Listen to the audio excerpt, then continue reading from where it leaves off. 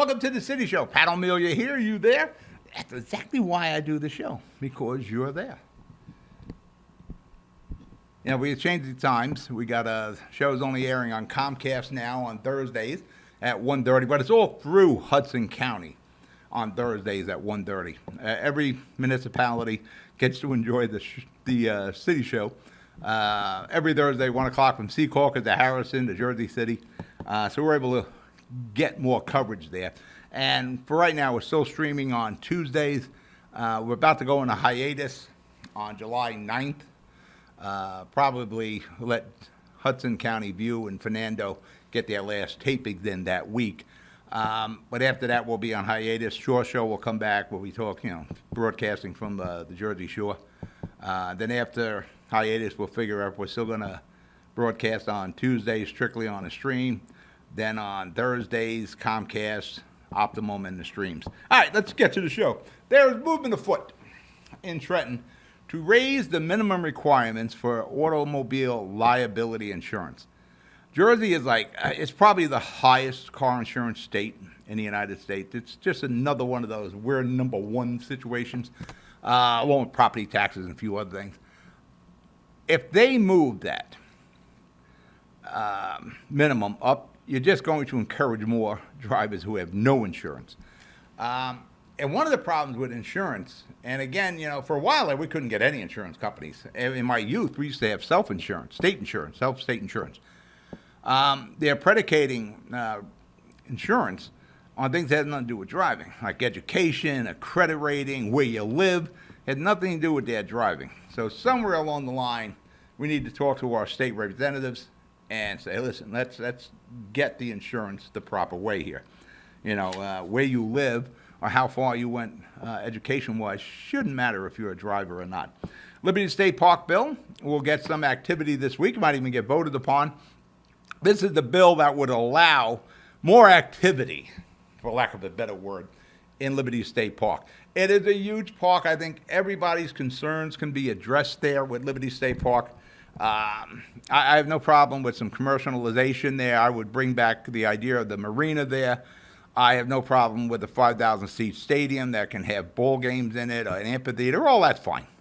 It's a big park. And on July 1st, Jimmy Davis and his team, remember, he swept the election. All his team members and himself will get sworn in again for another 4 years in Bayonne. So congratulations to Mayor Davis and his team. Hope everybody in Bayonne goes out on July 1st. I'm sure there'll be some fireworks that day also. All right, we're going to break for commercial, then we'll get the show going. You're watching The City Show? I'll be right back. Jersey City Medical Center is healing, enhancing, and investing in Hudson County because your heart doesn't beat just for you. So get it checked. When your bones are healthy, it lifts us all. We're delivering joy daily in our Lord Abbott Maternity Wing and providing New Jersey's only NCI-designated comprehensive cancer center. We'll continue building our medical network and taking every precaution for your safety so that we can all be healthy together. We're back. City Show, Pat O Melia here, and our topics today, if we get to them all. First off, you got your tax bill. There's an increase. We want to go into great detail on that increase. And we've been talking about this for weeks, what we need to do to get a handle on expenses in Jersey City. Then we're going to do quick hits. It was been a slow week locally, but the Supreme Court's been pretty busy. So we got some topics there in the quick hits. We'll go all through that, but let's start with what's going on in Jersey City with the increases here.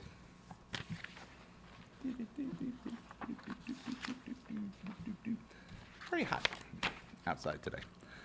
Well, Jersey City taxpayers, as I had been informing you for weeks and weeks and weeks, there was going to be a tax increase. And you got the first of it in your last quarter's billing, $600 or so, plus, depending on your assessment. There's going to be 600 of those in every one of the next 4 quarters, coming out to $2,400. Been warning you. Yeah, remember what we did last year, Mayor Fulop? There was these increases, by the way, are directly affected by the Jersey City Board of Education budget. Last year, Mayor Fulop covered the $1,000 increase from the Jersey City Board of Education. He had the COVID money to do that with. He didn't have it this time. And that didn't slow down the Jersey City Board of Education because they jacked up their rates again, the tax increase again by voting on a $973 million budget. So that was going to give you a $2,400 tax increase, but they took sympathy on you, Jersey City property owner, taxpayer, renter, and they settled on a $1,600 tax increase. Well, you can take it to the bank. That other $800 is sitting there waiting to come in. You can be sure that'll be part of next year's $1 billion plus budget. And that's the crux of what we're going to talk about now. The Jersey City Board of Education, the expenses there are out of control. Yeah, that's the best way to describe it, out of control. You're talking about increases every year of 1,000, 1,600. God only knows what it will be next year. And it's not as if these expenses just went up, insurance and payrolls, that sort of thing. They continue to keep hiring people, hundreds of people. We're not even sure if you need those hundreds of people. We're not even sure if we needed all these people before the hiring, because there is really no transparency there. And there is no say by you, the property tax owner, the property taxpayer here, or the renter. And about 80% of Jersey City are renters. And when those taxes go up, it's passed along in the rent. So your landlord and yourself, the renter, you're in this together here. Lots of people's rents just went up $200 a month, plus, depending on the assessment. That's a hell of a lot of money. You just got a $600 increase quarterly. You're going to move that along into the rent. So if you're living in a two-family home, owner-occupied, I really doubt the owner is going to take any more hits after coming out of COVID. He's going to pass that, or she is going to pass that along. A one-family home, that individual's got to eat $2,400 of that tax increase. There's no place to pass it on. And with every other expense that's been placed on the laps of property owners here in New Jersey, it's to the point where it's going to be a backbreaker. And there's no end in sight. That's $200 a month on a rent, but somebody's going to pay. That's if the property owner has somebody to pass it along to. Rent is going to pay $200 a month. And again, the rent, everybody looks at the property owner, but remember, there's 80% of the renters here, and you share in this. Even though you're not paying property taxes as a renter, your rent goes towards those property taxes. So you got skin in this game. And topping a $200 increase on the crushing inflation that we're going through. You have a car, you drive to work, you know what I'm talking about there. The price of food, everything's gone up 10, 15, 20%. The price of gasoline has gone up, doubled at least in the last year. I don't think your salary has. So this is a real problem in Jersey City. And, Mayor Fulop and the city council, I think, have done everything they can. There's probably some steps that we're going to go through, what the city needs to do here to try to mitigate some of this and get more control over the expenses of Jersey City without reaching into your pocket. Because you got to sew up your pockets. This can't keep happening here. This last increase of $2,400 a year may very well be the backbreaker. It may be what forces a lot of Jersey City residents to leave. That's like when we talk about affordable housing. Every week is something about affordable. There is no affordable housing in Jersey City. There can be no affordable housing in Jersey City if your taxes keep going up and your inflation here keeps going up. But right now, we're just going to concentrate on the taxes, which is part of your bill. You can't keep jacking up taxes $1,200, $1,400, $1,600, $2,400 a year from just one entity that makes up of the three entities that make up your tax bill. Remember, the municipal government, county government, and the school. Now, I think Jersey City is probably around 33%, the municipal government, of your tax bill. The school is 40 plus, the county, and then you got those small taxes we always keep talking about. It's only like 0.5% increase in the tax. It's only 1% increase in tax. Well, you string about 5 or 6 of those together, 5 to 8% increase in the taxes. Well, every time you hear that penny tax, well, it's only 0.5%. It's only going to help the starving artist. Yeah, well, you're going to help the starving artist by taking food off your table. We need to start getting a real handle on the expenses here in Jersey City. And let's start with the Board of Education, because that's the biggest chunk of your tax bill right now. And the first thing the Board of Education needs to do is do some simple math. There is a argument over how much it costs to educate a student in Jersey City. So before we go to commercial, the Jersey City school budget is $973 million right now. Jersey City has 27,000 students. So you got 973 million divided by 27,000 students. And that brings you to an average cost per student of $36,037 a year. This is very simple math. You got a calculator, 973 million divided by 27,000. That's the bottom line. That's what it's costing to educate a child in Jersey City. $36,037 per year. That is incredible, because in Toms River, an hour away from Jersey City, it's like, I think it's around 15,000 to 16,000. We have issues here in Jersey City. All right, let's break for commercial. You're watching The City Show. I'll be right back. I've got cancer. We've got the highest level of cancer care, the latest clinical trials, researchers working to find a cure, and nurse navigators to guide you every step of the way. At New Jersey's only NCI-designated Comprehensive Cancer Center, your safety has always been our top priority. I've got cancer, but I also have peace of mind. Jersey City Medical Center and Rutgers Cancer Institute of New Jersey. Let's beat cancer together. We're back. Pat O Melia here. You there? Don't forget all that stuff on the bottom of your screen. I know I forgot that in the beginning. Follow us on Facebook. Subscribe to us on YouTube. Follow us on Twitter and Instagram. And livestream/Vimeo. We're renewing our contract with them. We archive all our shows there. The app is free. There's a lot of programming besides my programming there, so download the app.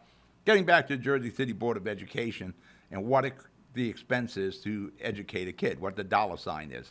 The Jersey City Board of Ed is trying to say, whoa, no, it's not $36,000. Mayor Fulop is saying $33,034. He's wrong. It's again, simple math. 973 million divided by 27,000 students. Bingo, $36,037 approximately. The Board of Ed's trying to say, oh, it's $22,000 a year. No. Board of Ed needs to do some math. The budget is $973 million. There's 27,000 students. Not that hard, Jersey City Board of Ed. And, they'll say, well, we're getting money from grant money, and we're getting money from the state here, and what our municipal budget is, taxes, is just part of it. There isn't magic money coming from Trenton or the feds or anywhere. All that money comes from Jersey City property taxpayers. Whether you're paying a state tax, your federal taxes, or your property taxes, that money is going, a good percentage is going to the Board of Education. So whatever way they want to try to spin what it costs to educate a kid in Jersey City, bottom line, budget is $973 million divided by 27,000 students. That's the bottom line. It's $36,000 plus a year. Mayor Fulop needs to take action. He has to start now. First thing Mayor Fulop has to do is bring the Jersey City Board of Elections to April. You need to have a say. You need to have, let's talk Jersey City here. You need to have a friggin' say in this. And the only way you're going to get say in this, if you get the vote on it.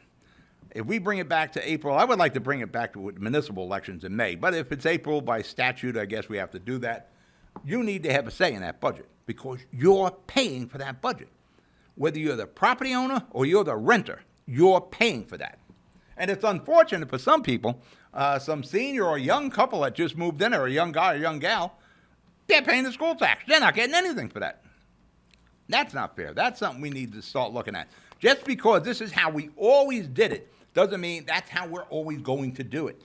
We should probably go back and look at how we do these school taxes and who should be paying them. Not a matter of all, it's societal. It's society. Everybody has to pay into it. You know, there were tea parties over taxation without representation. Next thing Mayor Fulop needs to do, and if he has to get down and dirty and fight for it, is get the Jersey City Board of Education to be an appointed board. The city has to have say and sway in what happens with that budget. Mayor Fulop and those council people who we vote for and we interact with constantly through all aspects of municipal government, especially when it comes to mayor and council, ward council, they have to have input in this. And the only way that's going to happen if they have a direct line to the Jersey City Board of Education, and that's an appointed board. Because the way it is right now, it ain't working. And we got to take all the money that is being poured into elections for school board. I mean, there's some heavy-duty budgets for these elections. Again, the other thing, we need to know how the Jersey City Board of Education is spending your money. As I said before, I will take the teachers' salaries off the table. That is non-negotiable. Teachers. Every other payroll check is negotiable. I want to know what every nickel is spent. I want to know where it's going. I don't want to know. You need to know. I shouldn't say I want to know. You need to know where that money is going. That's it. We need to know. The city needs, by getting involved with the Board of Education through appointed boards, and by trying to protect its constituents here, we need to look at every aspect of the Board of Education. Wherever there is redundancy, that has to be eliminated. You don't need to pay for something twice. That has to stop. Jersey City has to get very involved with the school system. You know, that means DPW taking over school maintenance, school building maintenance. Got to do it. We don't need two different maintenance crews here. You're already paying for two of them. Let's just pay for one. School takes over, the city takes over security. And there's a few ways you can do that. I spoke a week or so ago about possibly having a feeder system, a minor league per se, for the Jersey City Police Department, auxiliary cops. We had them back in the 70s. Maybe we bring that back again, where we can train our future police department. They start off with auxiliary. It's one of the places we can put these kids. School security, instead of doing these contracts with the security agencies. City should oversee the health benefits, whether it's the city benefits or the state program, whatever it is, whatever is the best possible bang for the buck. And we're talking about your buck. We need to do that. Bus service, that should be in-house. Instead of having so many contracts with so many different vendors, let's bring it in-house. Well, maybe Fulop can dream something up like the VIA that he has. There's got to be another way that we can get kids in and out of the school. There has to be something where we don't have to have 10 contracts with school drivers. Something we can do.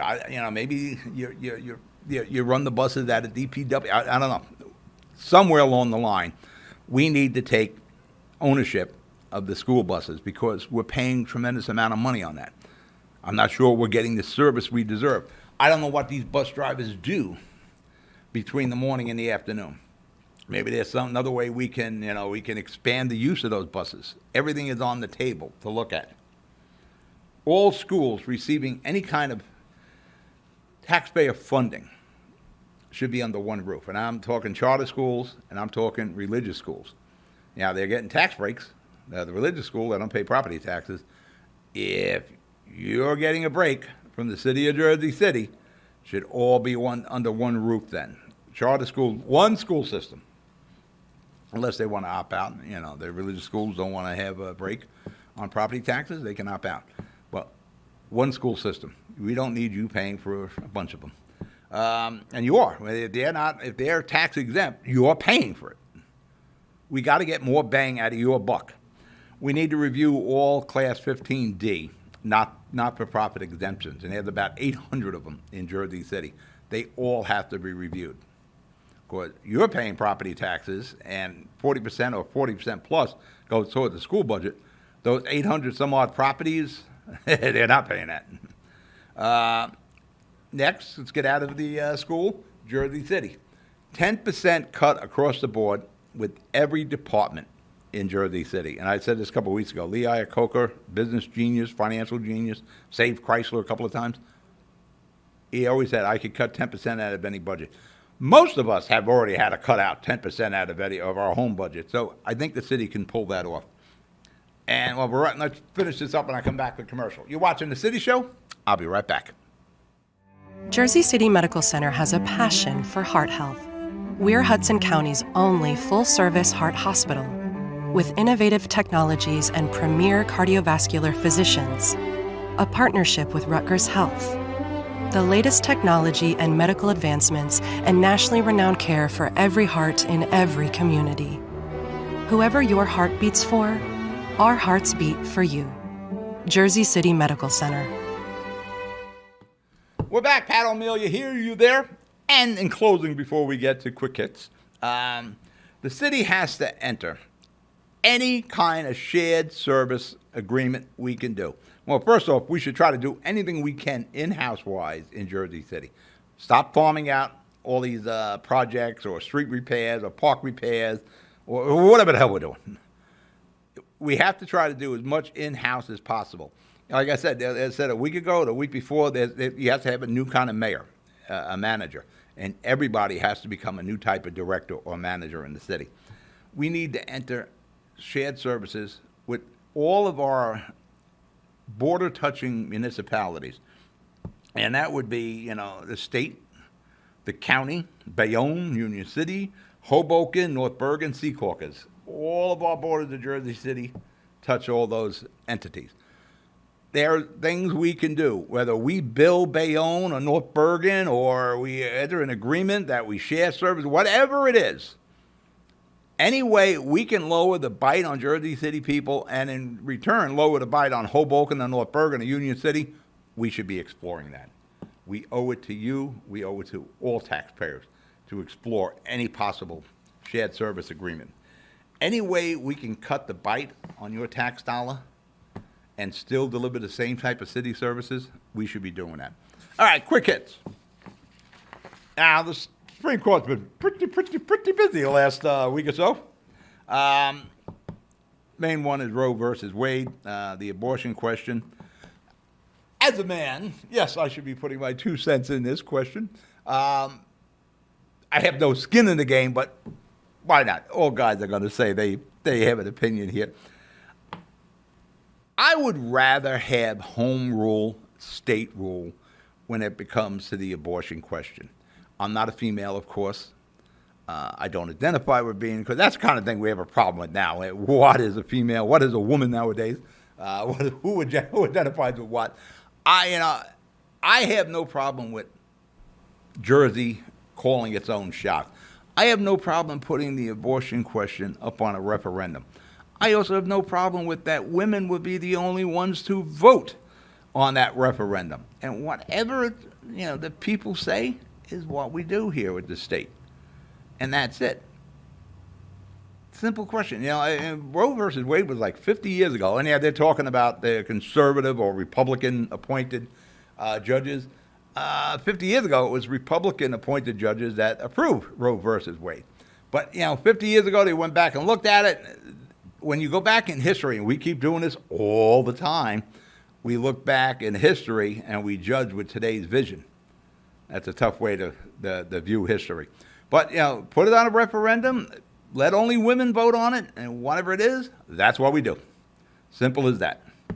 I have no problem. I doubt if any women would have no problem with that. I was just talking to both of my daughters. We were sitting out on the steps. We were having this conversation. I agree with them. Let the states call it. You make the decision. The females of New Jersey make the decision, and every one of the other states. One of the other big rulings that came out was carrying a concealed gun. In New Jersey, it is almost impossible to get a carrying permit. You would almost have to bring in a person who was threatening your life. They would have to show, yes, I have a gun, I intend on shooting this person or breaking into their home, before the state of New Jersey would even consider giving you a carrying permit. I agree you should be allowed to carry a gun. You should be allowed to have a concealed weapon if you want. If you're a law-abiding citizen and you need a weapon, a pistol, I'm assuming, I don't think anybody's going to walk around with a rifle, you should be allowed to have that. If the bad guys can walk around with concealed weapons, you should be allowed to also. Now, every time we pass a gun law, and again, I'm not a gun guy, and I said that many a times when we talk about these gun questions, you should have the right to carry.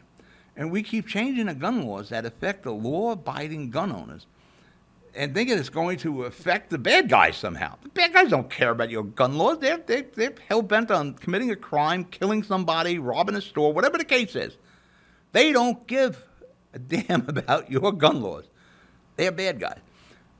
Law-abiding citizens who want to protect themselves, their family, or their property should be allowed to carry a concealed gun. And the pettiness that's coming out of Trenton and Murphy, we'll come up with areas that'll be exempt from concealed weapons. It'll be, no, you can't have one in church. There's been a lot of shootings in church. You can't have one in a restaurant. You can't have a concealed gun in a hospital. You can't have a concealed gun in a bar. You can't have a concealed gun in theaters. You know, all these things. The Supreme Court said this is it. And the other thing, you know, again, being petty here, we're going to try to have exemptions for certain areas where you can't have a concealed gun. So you'd have to leave it in the trunk of your car. And you just make it more difficult on legal gun operators. And another thing, the Supreme Court, by disrespecting their decisions, there is the branches of government. They were in the greatest country in the world, by far. There is no other country, not Canada, not France, England, that is a greater country than the United States of America. By the way, we bailed out England and France. You know, we've been the globe's police. We've won world wars, so everybody can be as free as they can be in their homelands. And the United States is the freest country there is. We have a perfect balance of checks and balances with our branches of government: President, the House, the Senate, and the Supreme Court. There are the checks and balances. When we disrespect one of those branches, like you've been seeing with senators and Congress people, and even President Biden himself, disrespecting the Supreme Court, that's insulting. When we do that, you know, how would Biden feel if these Supreme Court justices started insulting him? These are the people we have assigned to make their decision, to discern what is the law and what isn't, what is constitutional and what isn't.